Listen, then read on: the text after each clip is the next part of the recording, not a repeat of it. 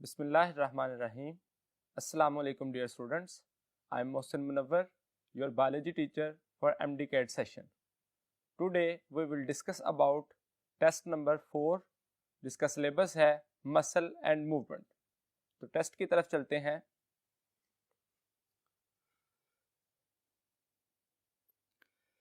Question number 1 है when viewed in high magnification each dash is seen to contain a large number of myofibrils. Alpha muscle bundle, beta sarcomere, Charlie myofilament and delta muscle fiber. तो इस question में actually large magnification में जब हम muscle fibre को देखते हैं तो दैट कंटेन मायोफाइब्रिल्स. इसकी अगर हम स्कीमेटिक डायग्राम देखें तो उसमें आसानी से आइडेंटिफाई कर सकते हैं कि myofibrils are actually present in muscle fibre या मसल सेल. तो एक मसल सेल के अंदर बहुत सारे मायोफाइब्रिल्स मौजूद होते हैं. तो उन मायोफाइब्रिल्स को आइडेंटिफाई किया जा सकता है इन द मसल फाइबर.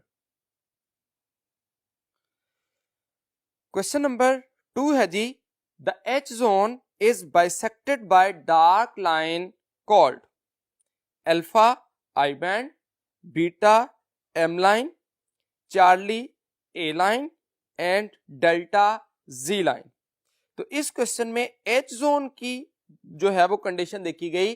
अगर हम इस डायग्राम में देखें तो एक्चुअली जो थिक फिलामेंट है ये complete structure actually A band को रिप्रेजेंट करता है और इस ए बैंड में जो ओनली थिक फिलामेंट का हिस्सा है जिसमें थिन फिलामेंट कंसिडर नहीं किया जाता that is considered as H zone. और इस एच जोन को बाइसेक्ट करने वाली लाइन जो कि इस एच जोन को डाइसेक्ट करती है इसके मिडल में मौजूद होती है, इसको नाम दिया जाता है एम लाइन. तो इसको एम लाइन का लफ्ज इस्तेमाल किया जाता है. M actually word German word मिटलशैबे वर्ड से डिवाइड किया गया है जिसका मतलब मिडल है. तो that M line is actually middle in the sarcomere. तो एक सार्कोमेयर के दरमियान में जो लाइन होती है उसको नाम दिया जाता है एम लाइन जो कि एच जोन को बाइसेक्ट करती है. क्वेश्चन नंबर 3 है जी, the central thick filament extend the entire length of the alpha A band, beta I band, Charlie thin filament and delta H zone. इस क्वेश्चन में central thick filament की बात की गई. तो हमने प्रीवियस क्वेश्चन में ये डिस्कस किया कि जो सेंट्रल थिक फिलामेंट है the entire length of the central thick filament is actually called as A band. Central thick filament पर ओवरलैप किया होता है थिन फिलामेंट में, तो इसका मतलब A band contain thick filament and partly thin filament. तो थिक फिलामेंट के साथ थिन फिलामेंट भी ए बैंड का हिस्सा होता है. क्वेश्चन नंबर 4 पे आइए. Cytoplasm of the muscle is known as alpha exoplasm, beta sarcoplasm, Charlie sarcolemma and delta protoplasm. इसमें मसल साइटोप्लाज्म का जिक्र किया गया जिसको स्पेशली नेम दिया जाता है सार्कोप्लाज्म. तो beta will be the right option. Alpha option देखिए तो exoplasm is actually the cytoplasm of neuron and Charlie option जो है sarcolemma that is cell membrane of muscle cell.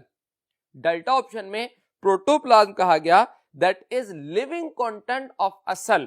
तो कोई भी एक सेल जिसका इंटरनल कंपोनेंट में साइटोप्लाज्म और न्यूक्लियोप्लाज्म को कलेक्टिवली प्रोटोप्लाज्म का लफ्ज इस्तेमाल किया जाता है. क्वेश्चन नंबर 5 पे आइए.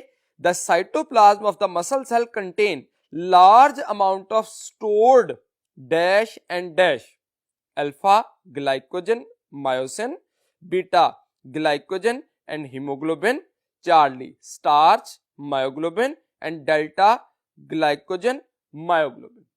अब इसमें साइटोप्लाज्म ऑफ मसल सेल जिसको हम सार्कोप्लाज्म का नाम देते हैं इसकी यूनिकनेस हम पहले डिस्कस कर चुके हैं कि uniqueness of cytoplasm of the muscle cell is it contain 3 main components, जिसमें glycogen, myoglobin and creatine phosphate है। तो इन गिवन ऑप्शंस में जो 2 पॉइंट्स बताए गए हैं, डेल्टा में glycogen and myoglobin are the components of the sarcoplasm. Question number 6, overlapping of thick and thin filaments occurs in alpha I band, beta A band, Charlie M line and delta Z line। तो actually इस सारे process में thickness of the band, A band अगर आप देखें जो कि thick band है, तो इसमें कंप्लीटली थिक फिलामेंट और पार्टली थिन फिलामेंट जो है वो ओवरलैप किया हुआ है। तो इस क्वेश्चन में राइट ऑप्शन कंसीडर किया जाएगा A band. Question number 7, which one of the following changes occur when skeletal muscle contracts? Alpha I band shortens only, beta A band shortens and ji line move further apart, Charlie I band shorten and ji line gets closer, delta actin filament contracts.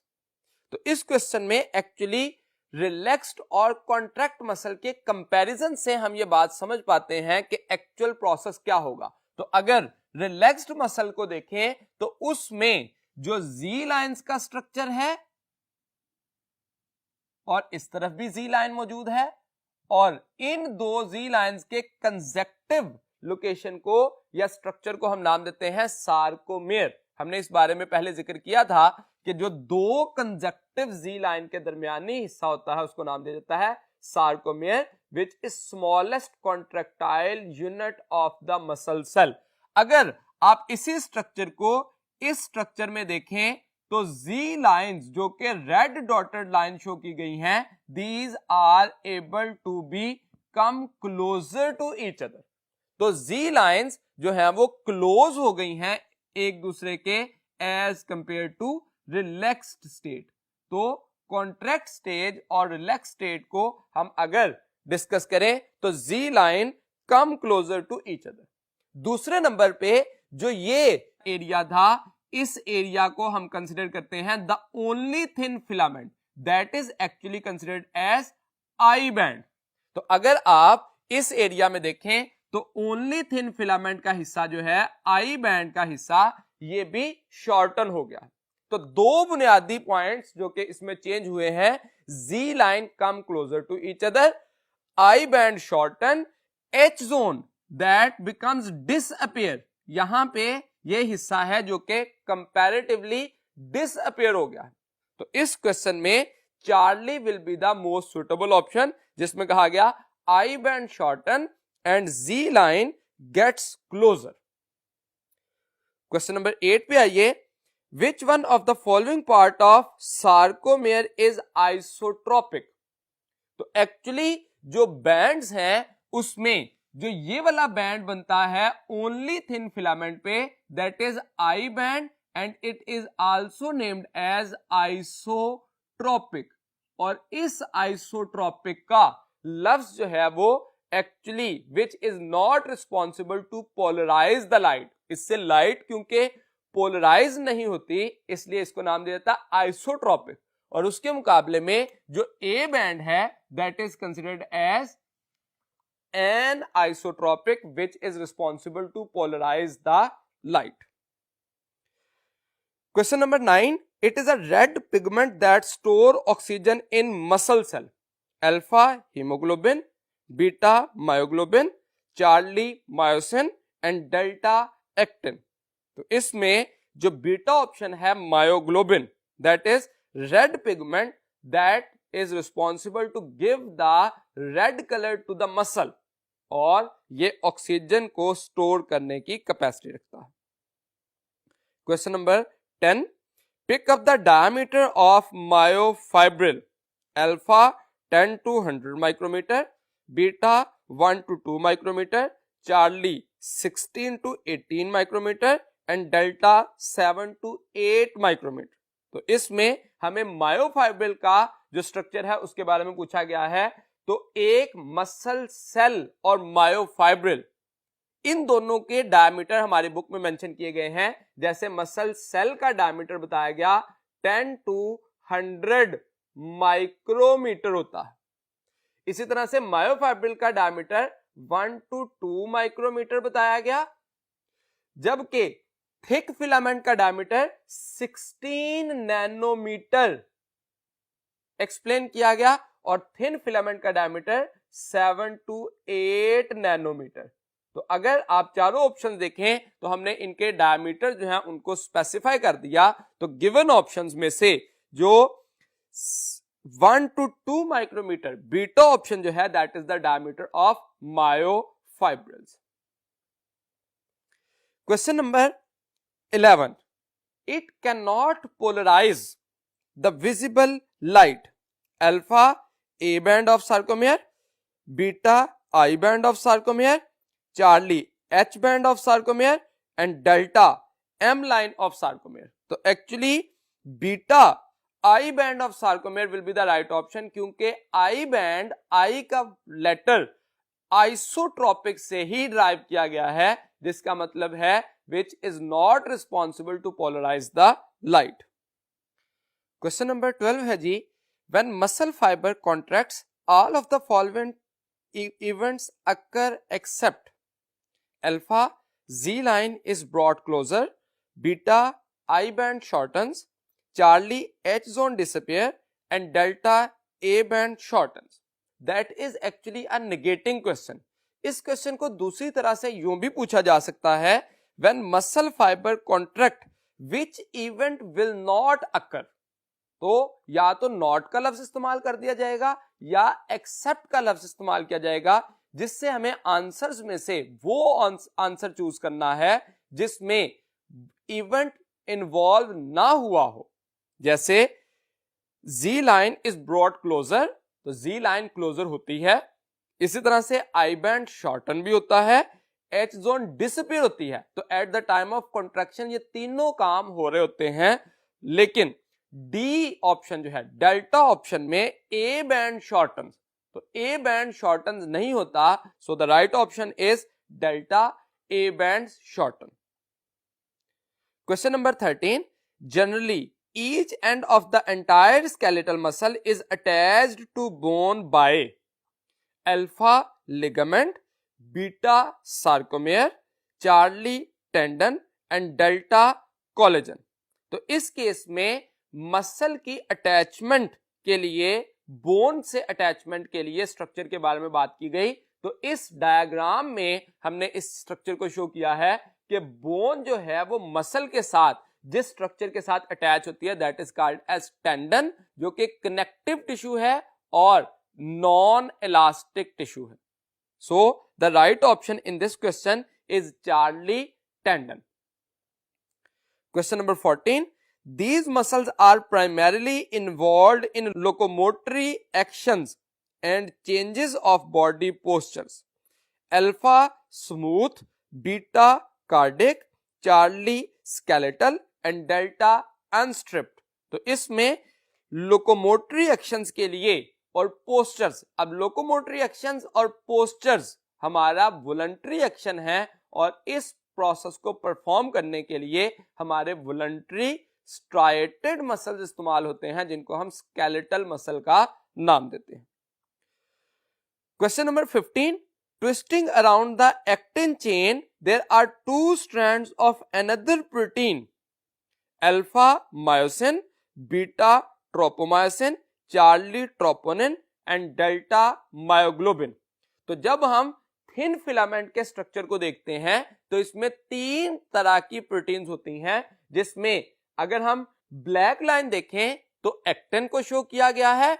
इसी तरह से blue line जो कि उसके ऊपर rap की हुई है that is also a double stranded structure that is tropomyosin, और तीन सब यूनिट ट्रोपोनिन के अटैच हैं। One of them is attached with actin, second is attached with tropomyosin and third one is the responsible for attachment of calcium ion.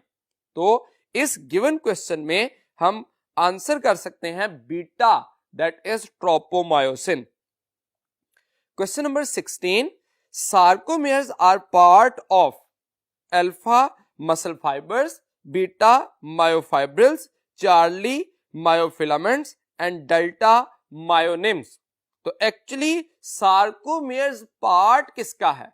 तो sarcomere जो है that is smallest contractile unit of alternating light and dark band. तो अगर आप इस diagram में देखें तो alternating light and dark band किसमें शो हो रहे हैं? मायोफाइब्रिल्स में, which contain thick and thin filament. तो इसमें हम राइट ऑप्शन की तरफ जाएंगे, beta myofibrils. Question number 17. A structural protein that with myosin carries out contraction also called microfilaments is alpha fibrin, beta troponin, charlie actin and delta tropomyosin. तो इसमें किन structural protein का मायोसिन के साथ interaction होता है? तो हम जानते हैं actin attach with the myosin. तो एक्चुअली क्रॉस ब्रिज बनाने के लिए एक्टिन और मायोसिन का इंटरेक्शन होता है जिसके जरिए कॉन्ट्रैक्शन को कंप्लीट किया जाता है. तो इस क्वेश्चन में हम एक्चुअली एक्टिन का वर्ड इस्तेमाल करेंगे. अगेन ये लाइन हमारी बुक की लाइंस में नहीं दी गई, लेकिन ग्लॉसरी में इस स्ट्रक्चरल प्रोटीन के लिए एक्टिन की जो एक्सप्लेनेशन दी गई है उसमें इस लाइन को इसी सूरत में लिखा गया है. Question number 18. Cyclic activity of cross bridges is regulated by alpha calcium ion, beta ATP, charlie troponin and delta actin. तो क्रॉस ब्रिज की साइक्लिक एक्टिविटी को मेंटेन करने के लिए मींस क्रॉस ब्रिज का बनना और क्रॉस ब्रिज का डिटैच होना, उसके लिए रोल प्ले कौन करता है? तो एक्चुअली हम जानते हैं कि क्रॉस ब्रिज के बनने और टूटने के लिए एनर्जी रिक्वायर्ड होती है and that energy is provided by the ATP. So cyclic activity of formation और breakdown of cross bridges is maintained by ATP. Question number 19. The thick filament is about dash nanometre in diameter. तो हमने जैसे पहले discuss किया कि thick filament या myosin जो कि 16 नैनोमीटर तक होता है, that is almost double as compare to thin filament और एक्टिन फिलामेंट. तो इस क्वेश्चन में हम आंसर कर सकते हैं डेल्टा 16 नैनोमीटर डायमीटर होता है thick filament. Question number 20. Cross bridges are the lateral process projections on alpha actins, beta tropomyosin, Charlie troponins and delta myosins. इस क्वेश्चन की एक्सप्लेनेशन के लिए हम नेक्स्ट बोर्ड पर बनी हुई डायग्राम को देखते हैं. जी, तो इस डायग्राम में आप देखिए कि बुनियादी तौर पर थिक और थिन फिलामेंट का क्रॉस ब्रिज बनने के लिए स्ट्रक्चर को शो किया गया. तो हम ये जानते हैं कि जो थिक फिलामेंट है उसके अंदर मैनी मायोसिन फिलामेंट्स मौजूद होते हैं या मायोसिन मॉलिक्यूल मौजूद होते हैं. अगर एक मायोसिन मॉलिक्यूल को देखें तो उसका हेड का स्ट्रक्चर जो है वो उसमें से प्रोट्रूड आउट किया होता है. Many heads are actually come out, bulges out of the structure of thick filament. ये स्ट्रक्चर जो है हेड का structure active site of actin के साथ बाइंड करता है. तो एक्चुअली यहां पे लेटरल प्रोसेसेस या प्रोजेक्शंस की बात की गई तो थिक फिलामेंट के लेटरल प्रोसेसेस या प्रोजेक्शन किसके बनते हैं? मायोसिन मॉलिक्यूल के. तो head are the lateral projections of myosin molecule. Next question है जी, question number 21. When cross bridges contract, they pull the actin filament towards the alpha center of sarcomere, beta ends of the sarcomere, charlie right side of the sarcomere and delta left side of the sarcomere. तो actually cross bridge जब contract करते हैं तो muscle को contract होना होता है. जब मसल कॉन्ट्रैक्ट करेगा तो जो जी लाइंस हैं that will come closer to each other. इन गिवन ऑप्शंस में जो सार्कोमेयर है उसका सेंटर क्या है? एम लाइन, तो हमेशा जो थिन फिलामेंट है that will move towards the centre of the sarcomere. That इस लाइन को हम जब स्लाइडिंग फिलामेंट मॉडल पढ़ रहे थे तो उसमें कहा था thin filament will slide past over thick filament. तो एक्चुअली उसी बात को यहां पे एक्सप्लेन किया जा सकता है, जब थिन फिलामेंट स्लाइड पास करती है ओवर थिक फिलामेंट तो that is actually moved towards the centre of the sarcomere. Question number 22, stiffening of body due to lack of ATP is called alpha tetany, beta cramp, charlie rigor mortis and delta tetanus. Rigor mortis is actually stiffening of the body due to unavailability of ATP after death. उसके मुकाबले में tetany and cramp, these are also muscular problems due to deficiency of minerals or ions. लेकिन tetanus जो है that is a bacterial infection that is caused by Clostridium tetani. Question number 23, dash tail consists of two long polypeptide chain coiled together. तो actually कौन सा structure to chains पर मुश्तमिल होता है? Troponin, tropomyosin, actin and myosin. अब इन सब options में देखिए तो ट्रोपोमायोसिन और एक्टिन ये दोनों भी डबल हेलिक्स है, लेकिन जो मायोसिन है उसका बुनियादी स्ट्रक्चर इस तरह से बनता है जिसमें एक हिस्से को हम कंसीडर करते हैं tail and the earlier part will be considered as head. तो इस क्वेश्चन में क्योंकि टेल कंसिस्ट ऑफ, टेल का पूछा गया है तो इसमें हम गिवन ऑप्शंस में से मायोसिन को मोस्ट सुटेबल ऑप्शन कंसीडर करेंगे। Question number 24, twisting around the actin chain are two strands of another protein, alpha troponin, beta tropomyosin, charlie myosin and delta myoglobin। तो इसमें एक्टिन चेन के गिर्द twisting होती है डबल हेलिक्स की tropomyosin की। जैसे हम पहले डिस्कस कर चुके हैं कि थिन फिलामेंट में तीन तरह की प्रोटीन्स होती हैं जिसमें एक्टिन एक डबल हेलिक्स है, बीडेड फॉर्म में होता है या पर्ल फॉर्म में अपीयरेंस देता है। इसी तरह से मायोसिन, ट्रोपोमायोसिन, वो उसके ऊपर ट्विस्टेड फॉर्म में होती है। और तीसरे नंबर पर ट्रोपोनिन मॉलिक्यूल जो कि तीन सब यूनिट्स होते हैं, जो कि one is attached with actin, second is attached with tropomyosin and third is responsible to bind with the calcium ion. Question number 25, T tubule and the terminal portion of adjacent envelope of sarcoplasmic reticulum form alpha Z line, beta triads, charlie H zone and delta T system। इस question की explanation के लिए हम next board पर बने diagram को देखते हैं। इस डायग्राम में अगर आप देखिए तो बुनियादी तौर पर तीनों स्ट्रक्चर्स एक्सप्लेन किए गए हैं, T tubule, T system and triads. तो अब इस डायग्राम में आप देखिए तो जो deep penetration of hollow tubules हुई हैं, these are called as T tubules. T actually transverse से है, ट्रांसवर्स ट्यूब्यूल्स बनती हैं सार्कोलिमा की पेनिट्रेशन की वजह से। और जब टी ट्यूब्यूल्स हंड्रेड्स और thousands of T tubules collectively कहलाती हैं, उनको नाम दिया जाता है टी सिस्टम। और फिर टी ट्यूब्यूल के सराउंडिंग में adjacent terminal portion of sarcoplasmic reticulum को कलेक्टिवली नाम दिया जाता है triad.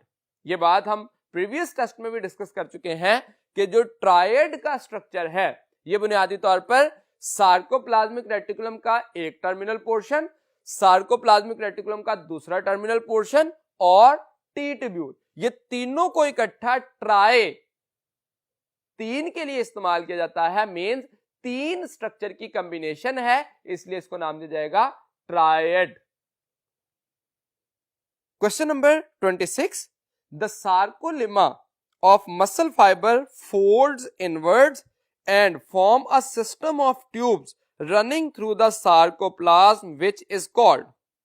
Alpha myofilaments, beta sarcoplasmic reticulum, Charlie Z lines and delta transverse tubule.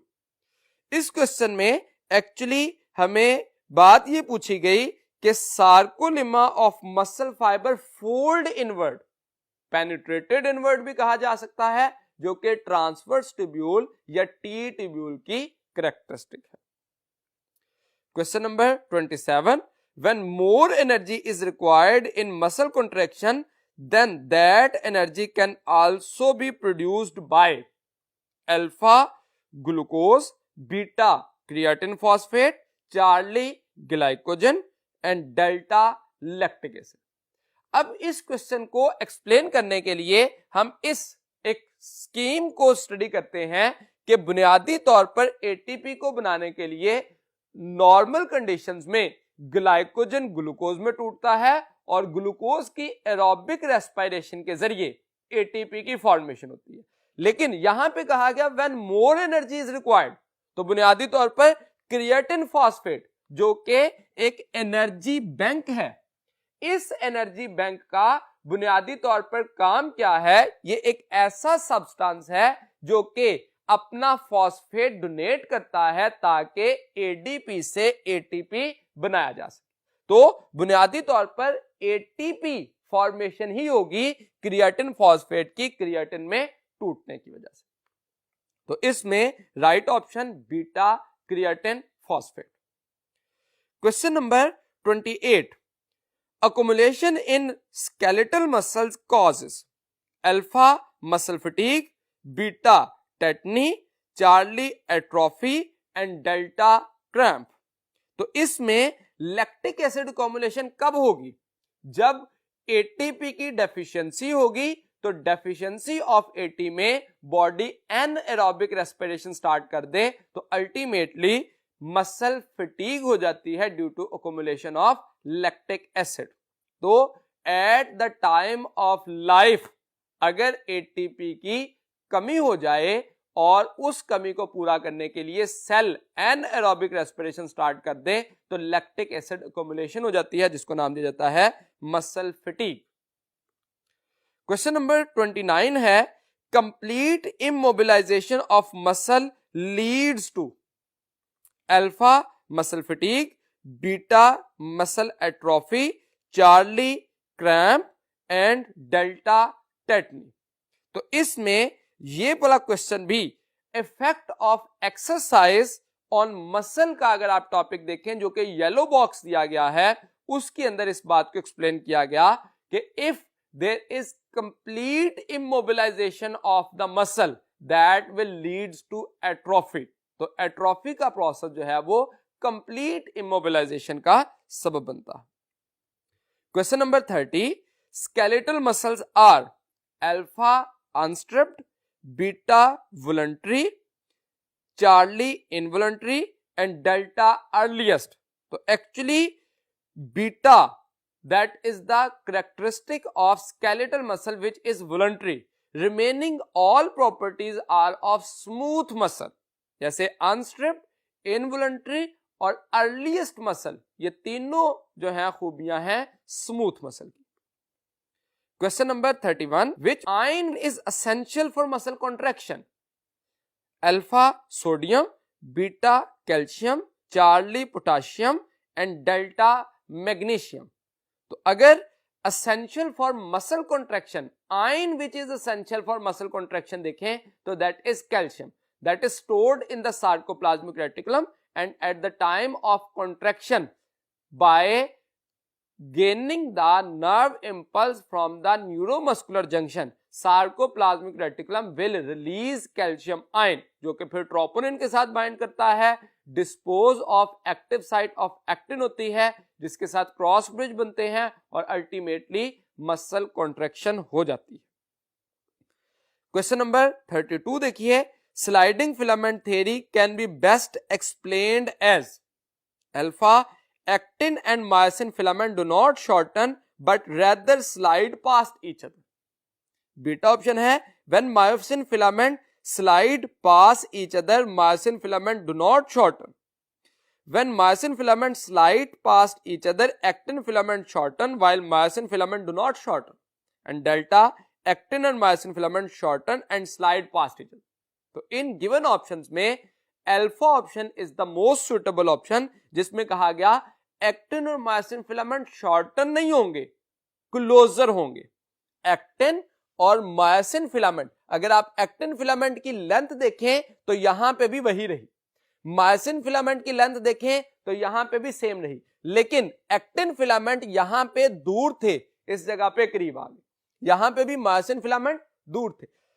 Actin filament will slide past over myosin, या thin filament will slide past over thick filament, यानी कि ये shorten नहीं होंगे but come closer to each other, they will slide past to some greater degree.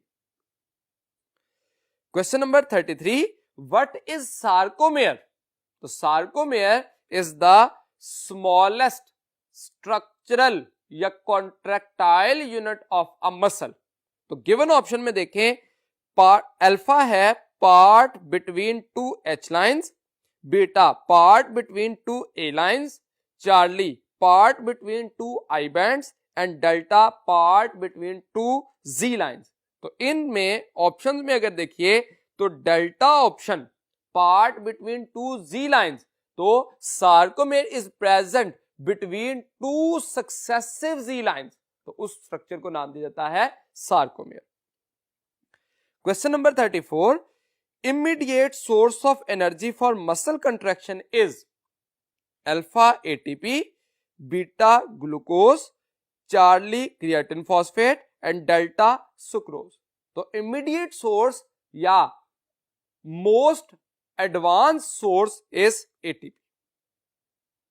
Question number 35, in skeletal muscle under anaerobic condition ATP can be generated by alpha Krebs cycle, beta ETC, Charlie glycolysis and delta pyruvic acid.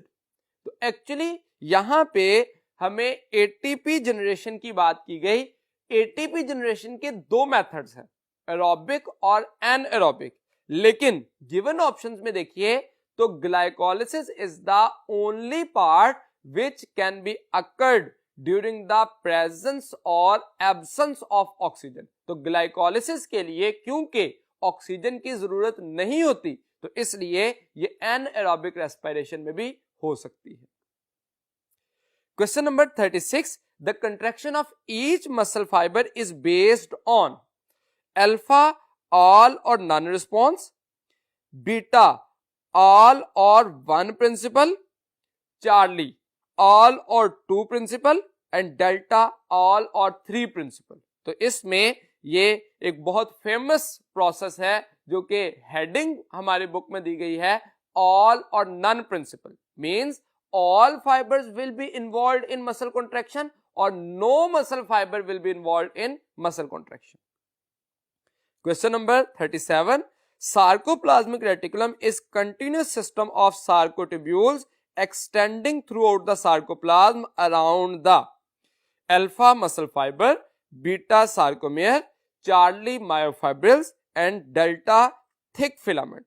तो इसमें ये question भी yellow box से लिया गया जो page number 41 पे explain किया गया है, जिसमें मायोफाइब्रिल्स के बारे में यह कहा गया कि sarcoplasmic reticulum is continuous system of sarcotubule extending throughout the sarcoplasm around the myofibrils.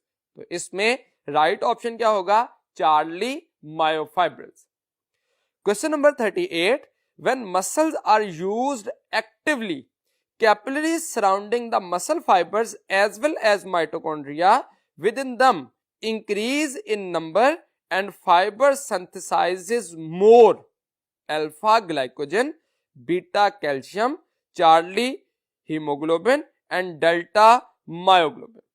ये वाली इंफॉर्मेशन भी येलो बॉक्स में दी गई है जहां से ये एमसीक्यूज बनाया गया. पेज नंबर 41 पे effect of exercise of muscle में यह बताया गया कि मायोग्लोबिन इंक्रीज करेगा, size of the muscle cell increase करेगा. तो डिफरेंट प्रोसेस बताए गए कि एक्सरसाइज की वजह से मसल के ऊपर क्या क्या इफेक्ट्स होंगे, उसमें से एक more myoglobin will be synthesised. Question number 39, triceps and biceps are examples of dash muscles: alpha smooth, beta skeletal, charlie cardiac and delta antagonistic. No doubt these are skeletal muscle, लेकिन यहां पर tricep और bicep को as antagonistic muscle, एक दूसरे के opposite muscles के तौर पर रिकॉग्नाइज किया गया है। ये पैरेलल फैशन में मौजूद होते हैं, जिसमें जब एक मसल कॉन्ट्रैक्ट करता है तो दूसरा अल्टीमेटली रिलैक्स करता है। दोनों के एक्शन एक दूसरे के ऑपोजिट होते हैं, so they are called as antagonistic. Question number 40, each light band of sarcomere is called alpha A band, beta I band, Charlie H zone and delta Z line. तो लाइट बैंड ऑफ सार्कोमेयर को नाम दिया जाता है I band. Isotropic है because it can not polarise the light, so it is called as light band, और due to the presence of actin filament that is also named as thin filament.